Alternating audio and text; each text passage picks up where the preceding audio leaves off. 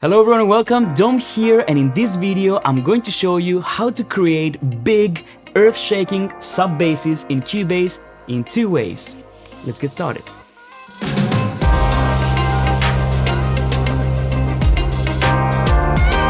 Cubase has all the tools you need when you want to create killer sub-basses, and it's actually very easy to do. So today I'm going to show you two ways.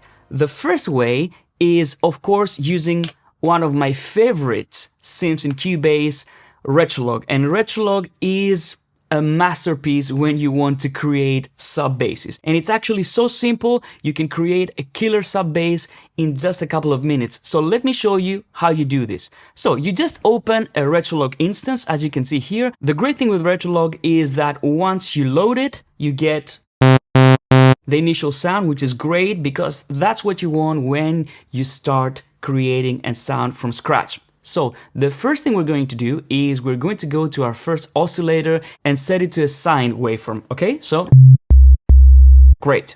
Now if you want to, you can even turn the octave down,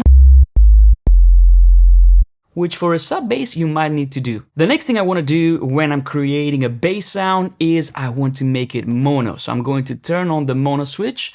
I'm going to turn on glide because I want to be able to create all those beautiful glides.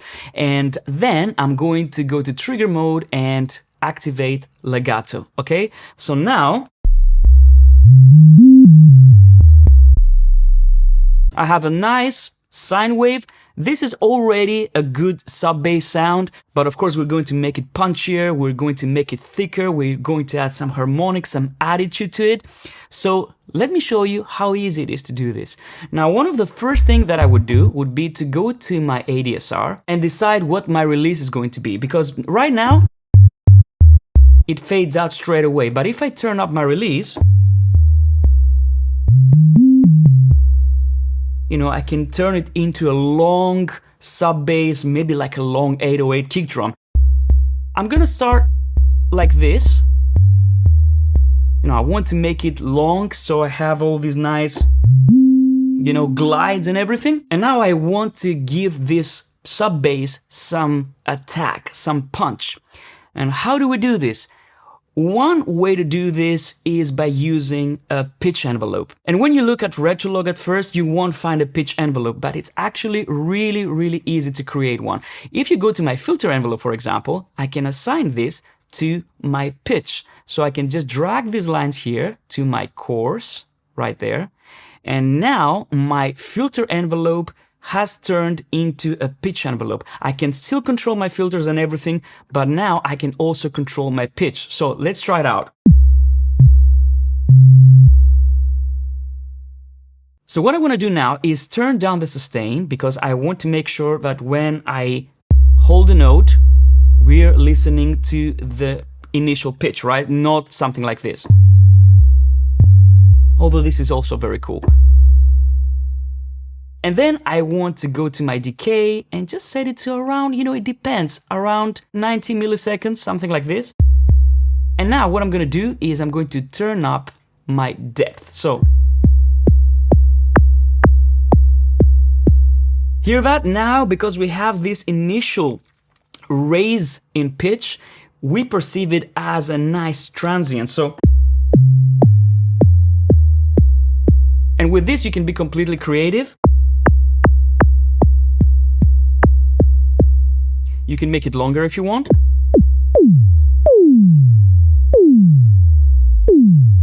And then we go into like drop effects territory. So I think 90 is okay for me right now.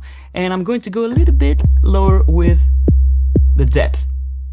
Then we're going to add a little bit of attitude to this. And for this, we can use the filter and the distortion. And because we're using a sine wave, that means that the filter is not so important because it's basically one single frequency. So I don't need to control the filter. So this works very well. So now I can add a little bit of filter envelope and add a bit of resonance. And I can turn down the cutoff. Hear that? So with this, I also get a nice click. So I enhance the attack even more by using the resonance. so you can completely fine-tune your sub-bass attack. Now, let's go ahead and add the distortion. And now we're going to add a little bit of grit to the sound.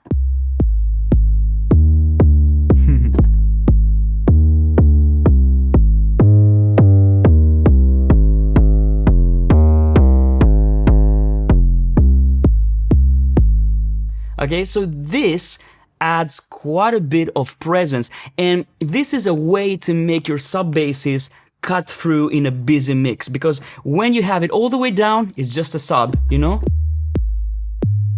But when you turn up the distortion, now you can actually hear the notes, and the mid-range projects really nicely. And as you know, in Retrolog we have quite a few distortion types. So we have tube, we have clip, completely different. So if you're looking for a more aggressive sound, this is really good. So feel free to experiment. I'm gonna try the Rate KF as well.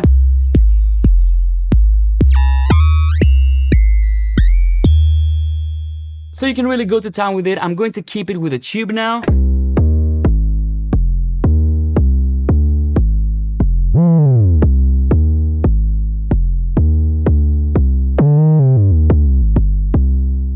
And then if you want to enrich the sound, you can also say, I want to add the sub oscillator.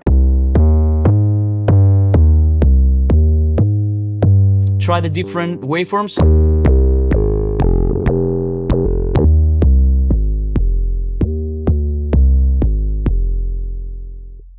And another thing that I like to do is modulate the distortion parameter.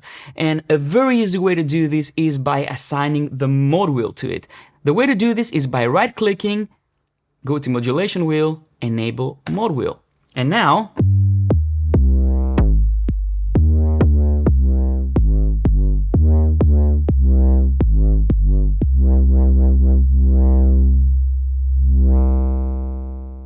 and just like this, we have a super versatile sub-bass sound that starts from completely like a typical sub-bass, and then I can impart some nice grit to it.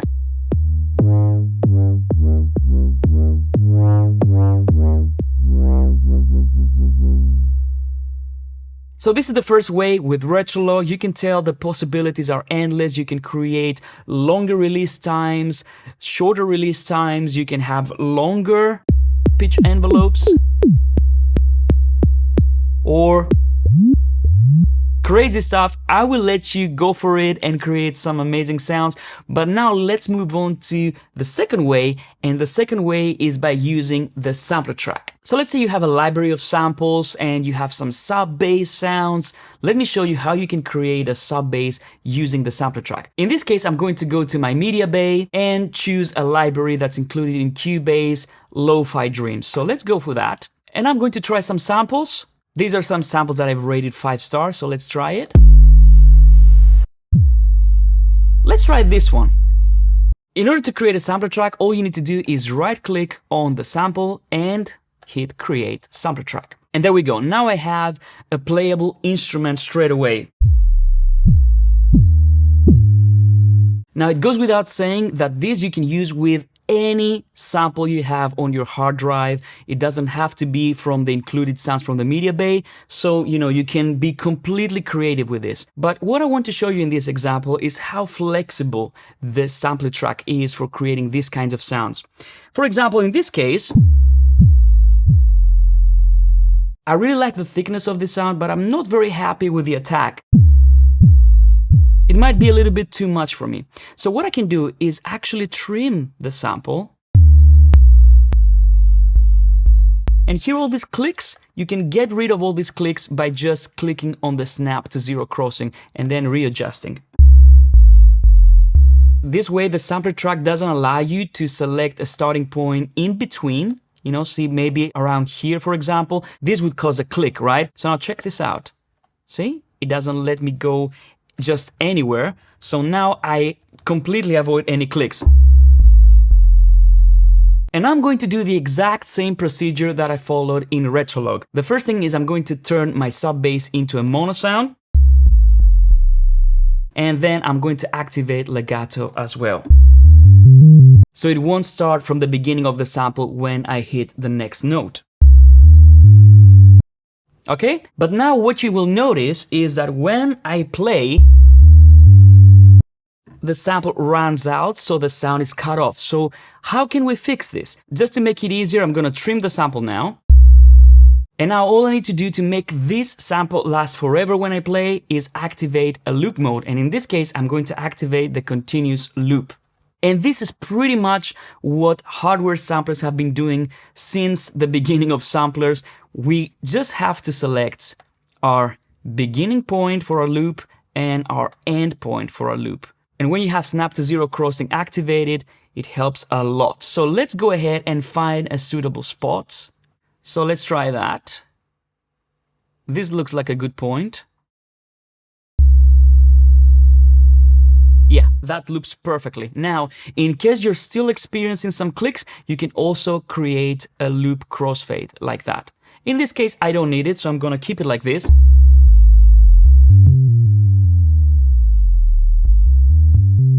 And as you can see, I can play for as long as I want. Have all my legatos and everything. The next thing I want to do is, of course, I want to create a glide. So I'm going to turn on my glide here. And now I want to also have a longer release. So let's go to my amp envelope right here and just open the release quite a bit. Maybe a bit longer, actually.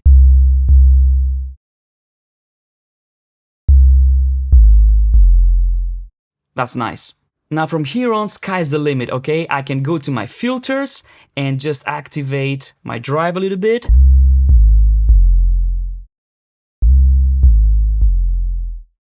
And you will see that with the sampler track, whatever you do on your filter parameters, for example, or on your volume, everything is reflected on the waveform. Some other things that you can do is change the quality. So standard is really good. I can even go to extreme. Or I can go to vintage and have the sound of an old sampler. And I can tweak the bit reduction. I can change the sampling rate.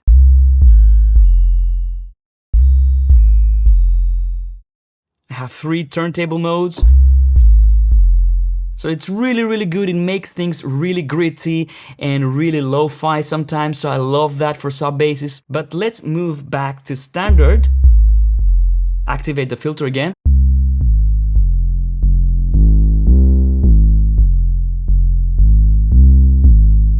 And now because we chopped the initial attack because it wasn't working for us, why don't we try and recreate this attack using the pitch envelope, exactly how we did it in Retrolog. So let me go to my pitch modulation page. And as you can see, here is the pitch envelope now. So all I need to do is let's go here and create a nice attack. And let's give this envelope a little bit of depth.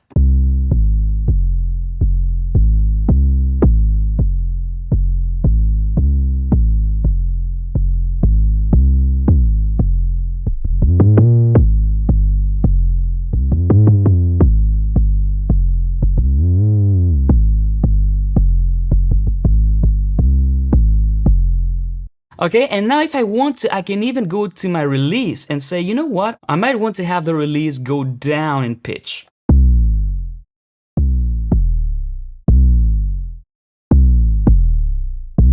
Because sometimes you might not need a perfect pitched sub bass. You might want something to sound like a kick drum that goes down in pitch, you know? Or goes up in pitch.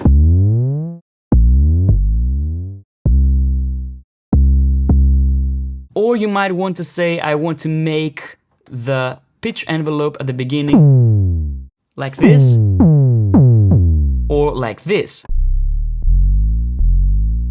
or something crazy.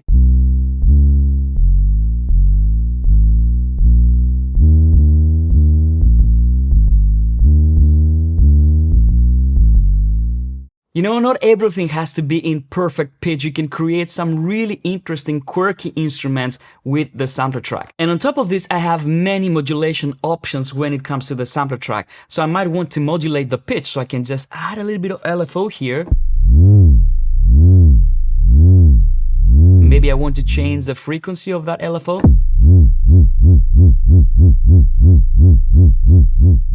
Or maybe I want to change the waveform of the LFO. And then if I want to, I can say, you know what, I want to be able to activate this LFO with my mode wheel. So I can just activate my mode wheel here. And now I can play this and adjust my pitch modulation using my mode wheel.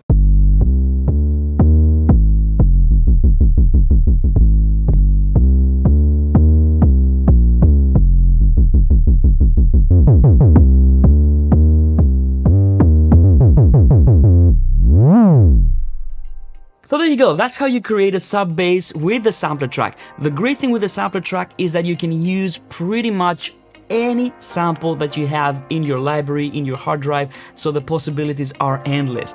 And these are some techniques that you can use to create amazing sub basses using the sampler track. So I hope you enjoyed this video. I hope that now you're ready to create some killer sub bass sounds in Cubase. Have fun, and I'll see you in the next one. Bye bye.